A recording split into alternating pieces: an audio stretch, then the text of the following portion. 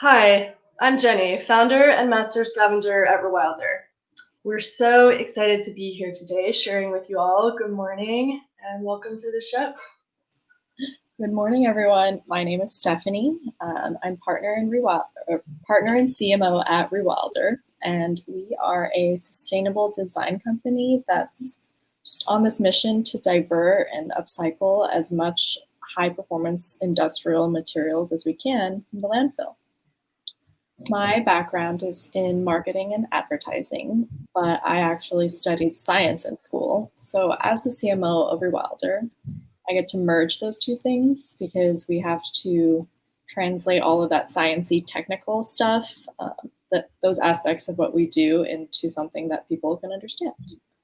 And translating science and data that's into something that's more emotional and meaningful is really important because facts and figures don't make people change behavior, but stories do. On a more personal level, the idea of zero waste is also just very near and dear to my heart because I'm a first generation Chinese American. And I grew up saving all of my plastic bags, our glass jars, and those little butter containers. Like our whole family washed and reused everything. So what we do on our mission to divert all this material from the landfill really just is super important to me. And my background is in architecture and material technology. And in my architecture career, I worked on complex material problems from concert halls to homes and everything in between, working out the fine details of how those projects went together. So what materials, the hardware, the engineering, lighting, all of the systems that make something actually work. That was my previous life in architecture. At heart, though, I've always been a scavenger, dumpster diving for bits of tile as a kid, picking up old furniture on the street, to my parents' dismay, learning from my grandparents who lived on their sailboat how to reuse and repair everything. Rewilder was born in 2016. I was researching industrial trash for a materials class I taught at Art Center, and I came across an amazing material, a beer filter cloth from a large American brewery, thrown away on the massive scale of 2 tons every 3 days. I felt compelled to do something about it. It's beautiful, durable, unique, and was the seed that grew into everything that we do here today. Our mission is to divert industrial, impossible to recycle materials from landfill and change the way that people think about trash in the process. To date, at Rewilder, we've diverted over 23,000 pounds of non-recyclable material from the landfill and millions of pounds of carbon dioxide from the atmosphere. When we rehabilitate and recirculate these materials, we also add value. This is the absolute beauty of upcycling. It's creative reuse that adds value to discarded materials. When we started Rewilder, we run our business. We figured out these 3 core values with which we want to run our business by. They guide every project and every process.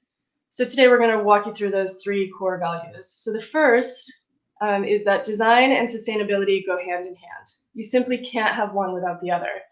It's useless to make something simply because it's sustainable if people don't respond to it, and vice versa. Just making something cool that hurts the planet, that's no good either. So design is a tool for inspiring action, and good design is the way that we add value to trash that starts out worth $0. We believe that it's the responsibility of designers to prioritize sustainability, companies to commit to it, and consumers to choose sustainable alternatives. Together, we have an opportunity to redesign the way we see and treat trash and disposables. The second core value is that materials are front and center. At Rewilder, the design enhances the materials rather than the other way around. We start by curating those high-performance materials that have potential to transfer to design, and then dive deep into the material properties. We do R&D to determine the best uses, best practices for fabrication. We flip the design process by designing from the perspective of the trash materials we rescue, rather than sourcing new materials to fit a preconceived design. So our materials really dictate the design and the final details. We also treat these materials with respect, like we would any new high-end textile. Similar to leather, which needs to be processed before becoming the luxurious fabric that you know and love, Our materials each have a unique process for cleaning and rehabilitating that get them ready for resale. What many consumers don't realize is that it actually costs more to sort and rehabilitate waste materials than to just pay for products to be made with new raw materials. For example, it's 3 times as expensive to make a recycled plastic bottle than just to make it new. This is one of the obstacles to circularity. It costs a lot because materials are irregular and inconsistent, and they demand careful manual processes that counter the efficiency required in mass manufacturing.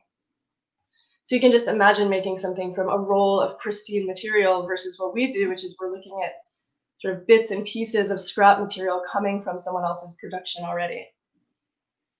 And to that, one more important point is that we pay for all our materials. Working at this scale, it's this added value of payment that makes it worth it for large-scale industry to go through the trouble of diverting their materials from their typical waste processes. We hope to change this dynamic as we grow and pivot into the material supply side of design. Yeah, and our final core value is to prioritize impact. So in terms of environmental impact, upcycling is just way better than recycling. There's tons of materials out there that cannot be recycled or simply won't be because it's too expensive. You know, you've heard that stat of 9% of the world's plastic has ever been recycled, just 9% since it was first came into existence. And the only reason why that is because it's just so much cheaper to buy new plastic, as Jenny said. So for us, we really try to maximize the impact of our work by only focusing on those materials that are high performance and non-recyclable. So these materials are super durable. They last for literally thousands of years in a landfill. And that's why it's important for us to prioritize these really industrial textiles over others that might be organic and, biodegradable because of that. And I'll give a couple examples of some of the ways that we've prioritized impact through our product ideas, our material choices, and also just throughout our design process. First is our newly launched line of furniture.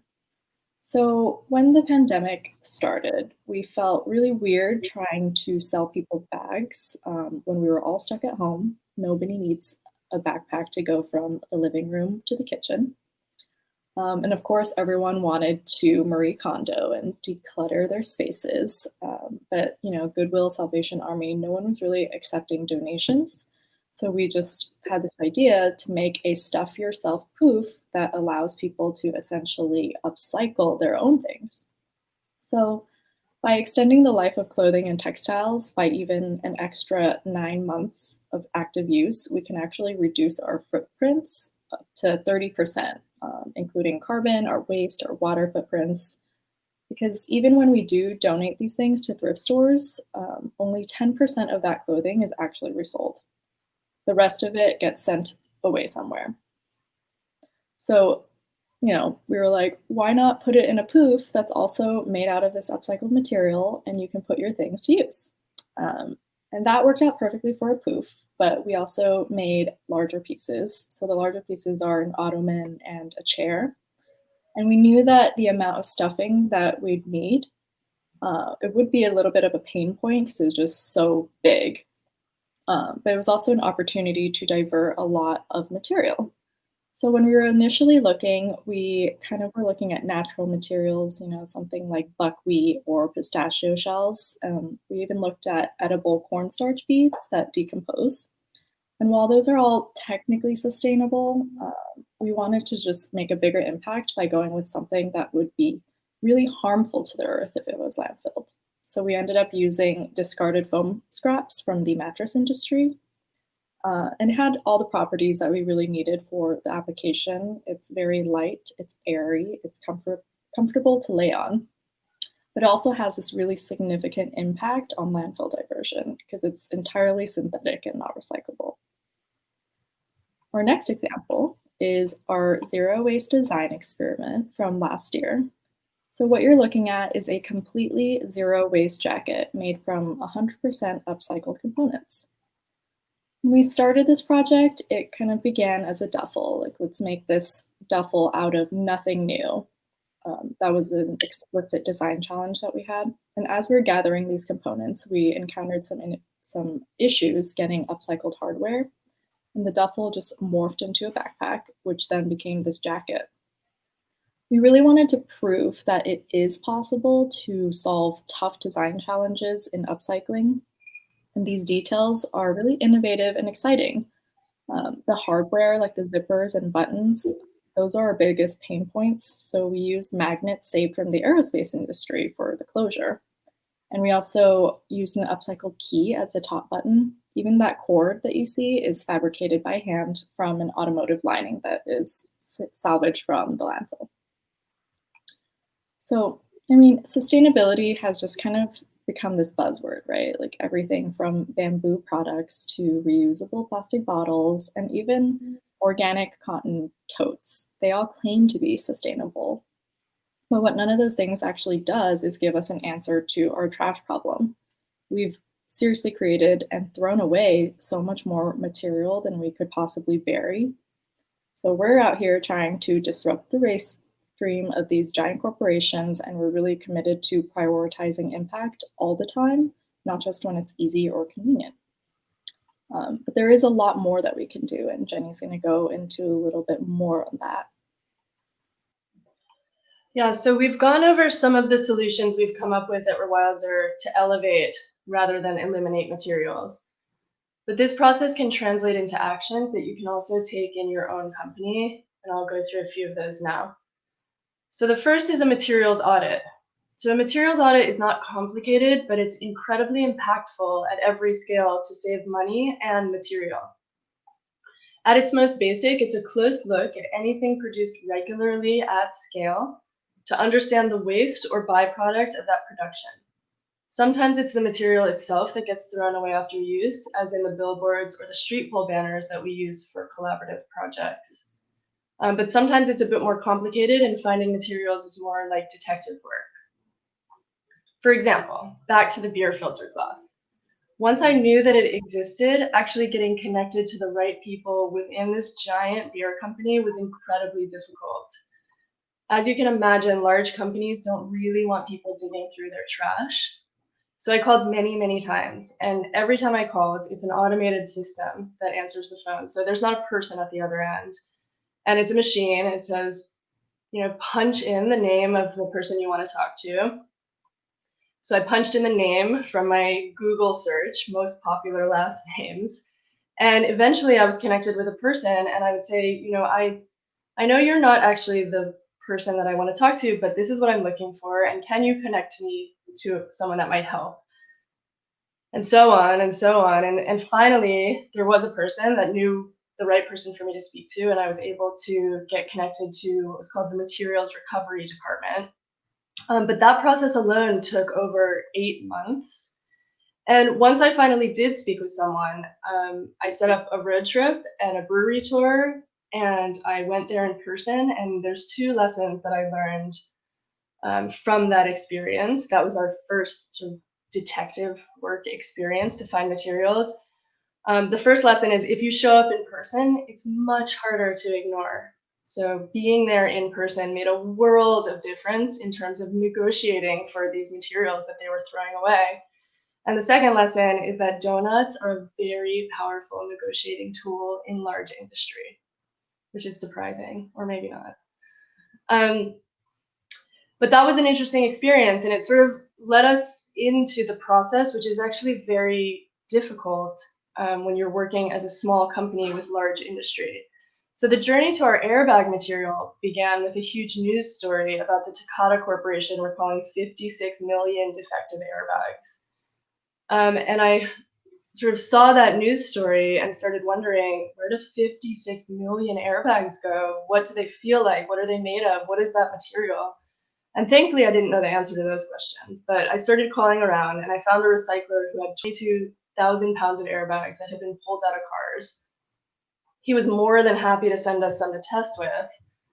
But when we got those airbags that had already been in the car and deployed and come out, we realized there's some big hurdles to working with that material. For example, they're covered in a fine talc powder. So simultaneously, I began researching the fabric manufacturer, which is the next level up. And I found out that there's masses of waste on the pre-consumer side as well. And that material is what we currently have in development with our bags and furniture that Stephanie was talking about. The automobile industry alone trashes 100,000 tons of non-recyclable material each year, which is the weight of 250 airplanes. So that's a lot of trash, and there's a lot of different types of materials within those waste streams. So the next thing that you can do yourself is measurement. Measurement and metrics is a big part of what we do at Rewilder. It proves all the stuff about impact that Stephanie was talking about. We work with an incredible scientist, Dr. Cindy Lin, who's speaking this afternoon, to quantify the impact of diverting this material in pounds of carbon dioxide. But carbon dioxide is dangerous because humans have put it out of balance. We cut down too many trees, which would naturally absorb carbon dioxide. So CO2 in the atmosphere causes heat retention on the planet, and the planet gets hotter, and we all know what's happening because of that. So all of that to say that with the data, we can see exactly why this effort is important.